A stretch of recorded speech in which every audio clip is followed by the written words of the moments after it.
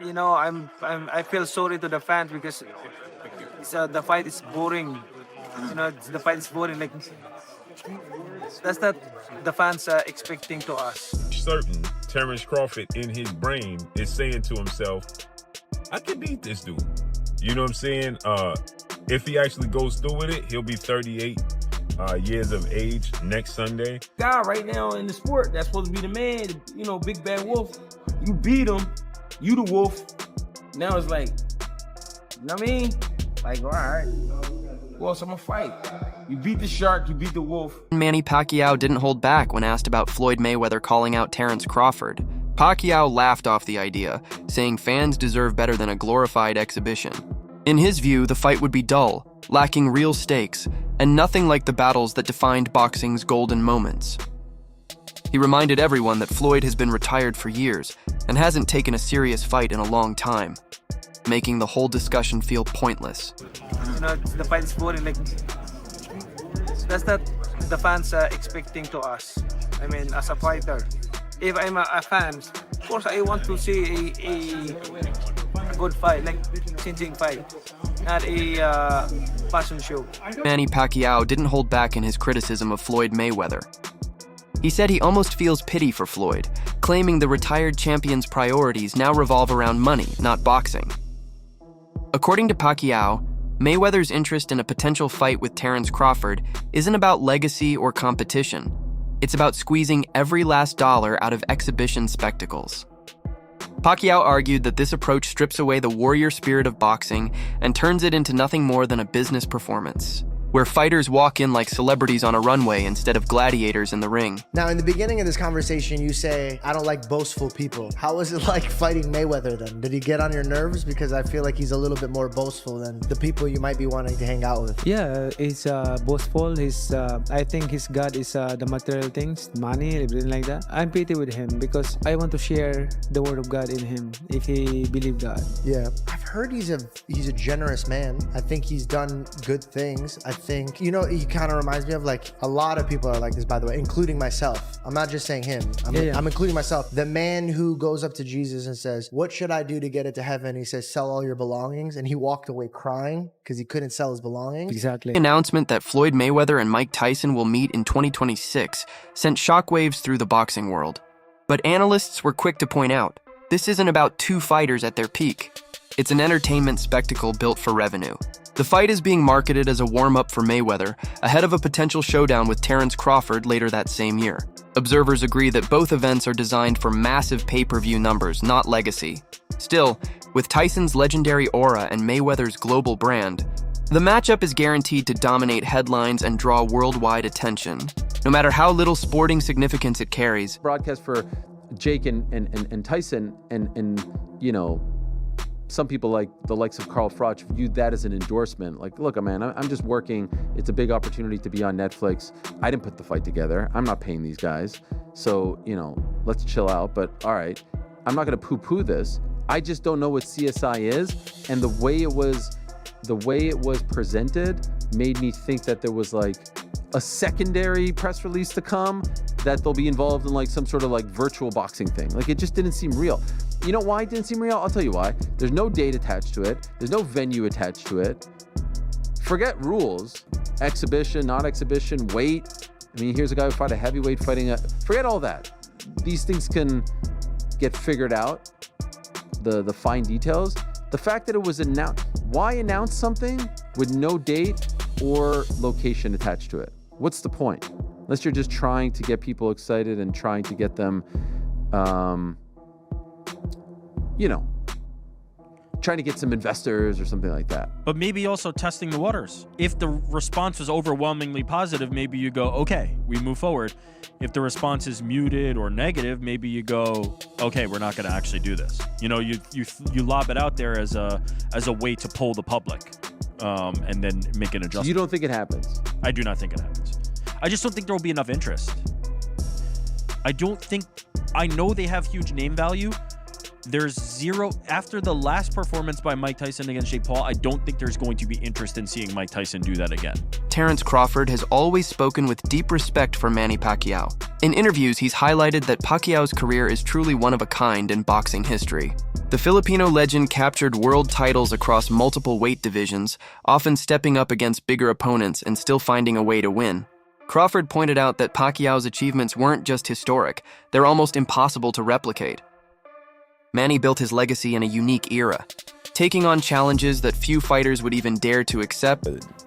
Man, a generational, talented fighter. Like, he's accomplished what no other fighter is ever going to accomplish. The possibility of Terence Crawford stepping into the ring with David Benavidez has become one of the hottest topics in boxing. Benavidez is widely seen as one of the most dangerous fighters in the sport today, bringing size, youth, and relentless aggression to the table. Many fans believe this would be the ultimate test for Crawford, pushing him in ways no opponent has done before. Still, nothing has been officially confirmed, leaving the matchup in the realm of speculation. What it does show, however, is just how hungry fans are for real. High-stakes fights, battles that go beyond exhibitions and celebrity-driven spectacles. Shocked the world, not me, but shocked the world. This past Saturday, Mexican Independence Day weekend, what he took on and defeated another first ballot Hall of Famer, but he essentially jumped up 3 weight classes, technically 2, from 154 to 168, but only had 1 fight at 154 last August against Israel Majamov. Terence Crawford defeated Saul Canelo Alvarez, who is a 4-division champion, 2-time undisputed super middleweight, and the reigning, at the time, super middleweight world champion, undisputed world champion. And Terence Crawford beat him handily and convincingly. And because he beat him so easily, now the 63 win, 3 loss, 2 draw, 39 win by way of knockout, biggest threat has been now imposed on Terence Bud Crawford. And that's the Mexican Ecuadorian monster, David Benavidez, who is a 2-division undefeated world champion, is the 2-time WBC super middleweight and reigning WBC light heavyweight, 175-pound champion, who has a record of 30 wins, no loss, no draw, 24 wins by way of knockout. He stands 6'2" with a 75-inch armies. This is a fight that David Benavidez has been calling for Canelo Alvarez when he was at 168, and Canelo Alvarez strategically maneuvered around him. But Canelo Alvarez is 5'7", with a 70-inch arm reach, started his career at 147 pounds, made his real name at 154 pounds. He's not a big guy, okay? And styles make fights. Benavidez is 6'2" with a 75-inch arm reach. His last fight at 168 against Demetrius Andrade, he rehydrated to 193. So he's a big guy. Canelo Alvarez probably rehydrate to 182, maybe 185 max, right? He's not a big guy, right? Trainer. Greg Hackett spoke with high praise when reflecting on Terence Crawford's stunning win over Canelo Alvarez. Hackett described Canelo as the shark of boxing, a longtime symbol of dominance who ruled the sport with power and skill. For him, the fact that Crawford didn't just face Canelo but dismantled him marked a dramatic shift at the very top of boxing. Beating the man once seen as untouchable has now made Crawford the new predator in the waters, the fighter every contender must fear. Hackett's words also raise an important question about the future. If Crawford could take out the toughest opponent of his generation, then who's truly left to test him? Fans are now debating whether Crawford will keep pushing for bigger challenges or step away at the very peak of his reign. Because you got to remember, Canelo is the guy right now in the sport that's supposed to be the man, you know, big bad wolf. You beat him, you the wolf. Now it's like, you know what I mean? Like, all right, who else I'm gonna fight? You beat the shark, you beat the wolf. Right. Damn. Like, you know what I mean? Ain't no more ops out there. It's ops out there, but who gonna make them really want to get up? That's the shit gotta make sense. Like you said, you be the shark and then you be the wolf. Yeah. But there's the monster. Yeah, yes, but that's like a real monster. Bro, that's to me it don't make sense. But that's really what a monster. Yo, is that proof? All right, we got the legendary Pape in the building. Legend. But what makes sense? Like, what makes the most sense? I know you said get a line of suits, Brooks Brothers. Yeah, You know the what I'm line suit. The line suit, get your money, man. Yeah, go ahead and get the easy money, man. You ain't gotta sweat no more. What's up, Not saying you ain't gotta work, you ain't gotta sweat. He's paved a career where he could sit down at a table and get this money. He could come out with a Terence Crawford series now, just doing whatever he like to do. People gonna watch it. Nobody, the fighting part, people don't understand what it's like to be a fighter. A lot of times fighters really don't get interested in certain fights. It's cause when a guy see himself up here and then is fighting a guy down here, it don't interest him. So therefore, when he train, he not gonna really train. He gonna train, but he not gonna train. He not gonna listen.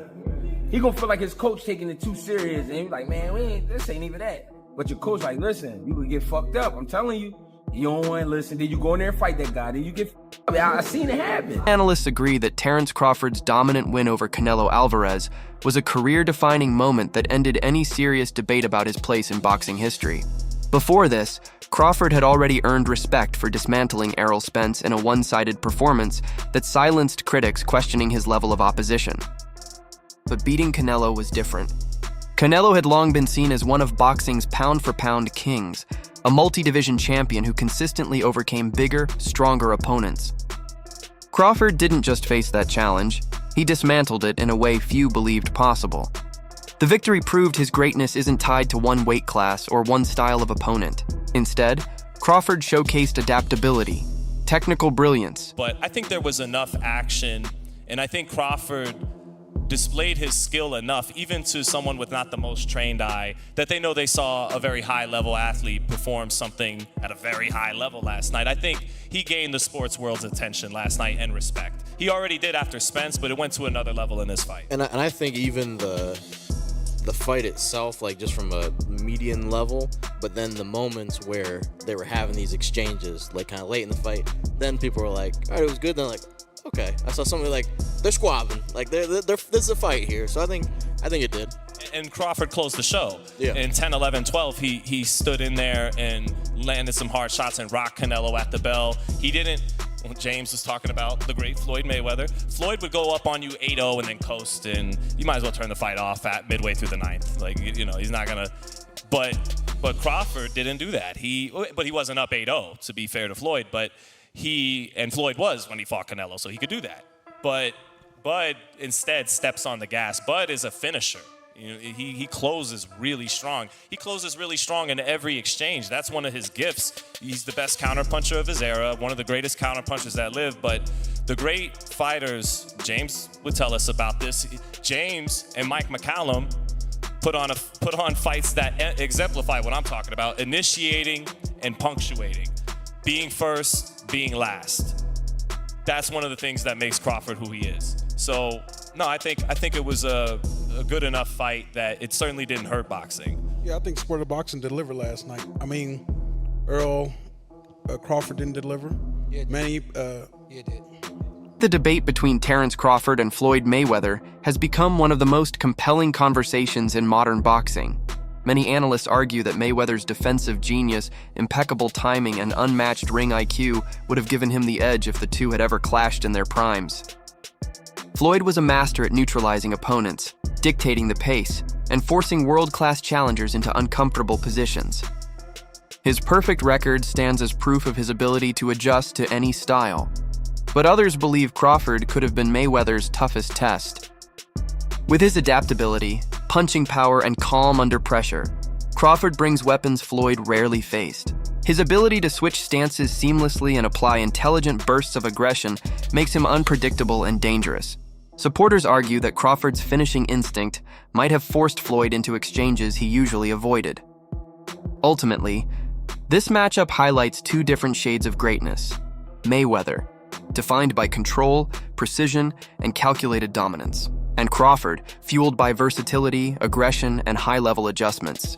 The debate may never be settled, but it reflects the deep respect both men command across generations. Fantasy matchup between Prime Mayweather and Prime Crawford, I've tended to lean slightly towards Mayweather. But after that performance there against Canelo, not just the fact he won, the manner in which he won, I've changed my mind. I would now lean towards Prime Crawford over Mayweather. And the reason I say this is because of the expert way in which Terence Crawford mixed offensive in the pocket boxing with defensive on the move boxing. Not running, save for maybe a round or two. No, just moving nicely. Because if there's one area of Floyd Mayweather's game that was underdeveloped, it's his front foot game. Whenever Mayweather was forced to walk an opponent down, what he did was actually very basic. He would hold his hands up and he would walk forward throwing straight right hands. Okay, they were accurate straight right hands. They were well-timed straight right hands.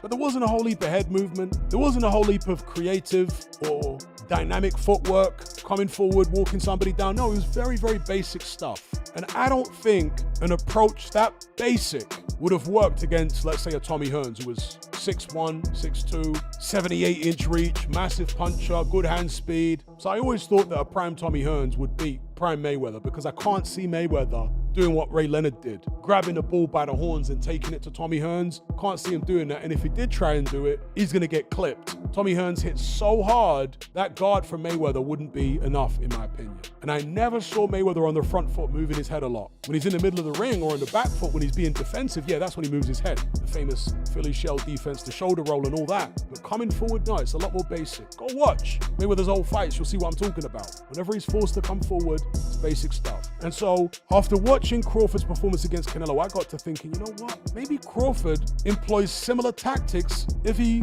fights a prime Mayweather. With his accomplishments continuing to pile up, Terence Crawford now stands at a crossroads.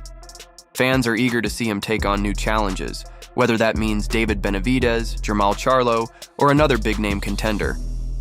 Yet, there's also the real possibility that Crawford chooses to retire instead of continuing to take risks. At 37, he has little left to prove and could walk away while still on top.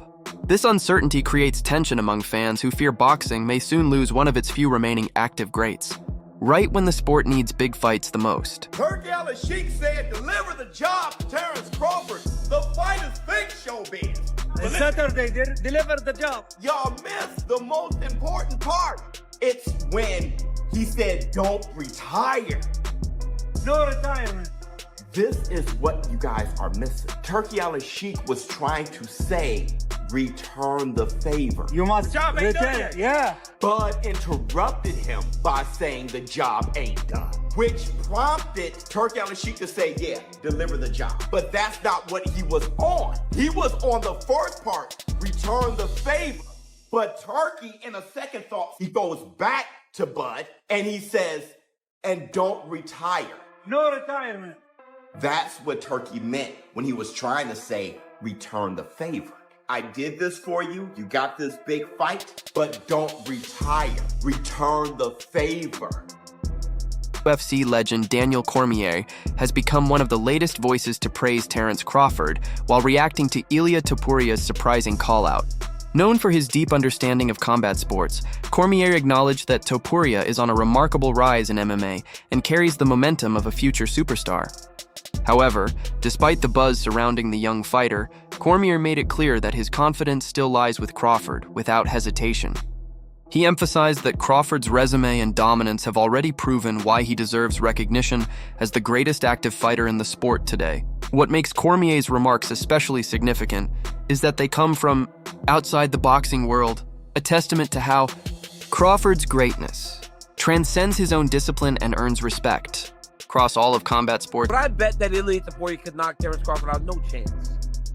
If I had to bet Ilia Topuria versus Terence Crawford, I'm betting Terence Crawford. I mean, he's the best boxer in the world, and this is what he does, and he's done his entire life. But we also knew that about Conor McGregor and Floyd Mayweather. We knew, right, deep down, that Conor McGregor was not going to knock out Floyd Mayweather. But because of what we had seen him do inside of the octagon, what we had seen him do to all those great fighters in MMA, when he walked into that ring, people thought he had a chance. He didn't really have a chance. Conor never had a chance against Floyd Mayweather. And it would feel that way with Topuria, but you could at least sell that there's a chance. because of how good he is in boxing and how he knocks people out inside the UFC. Initially, I thought Bud Crawford would just no-sell Ilia Topuria, right? When you're the king and everybody's calling your name, you can literally just ignore them and nobody will say anything about it. But Bud Crawford isn't one to ignore stuff. That's it for today's video. Thanks for watching. Stay tuned for more updates, and we'll see you in the next one.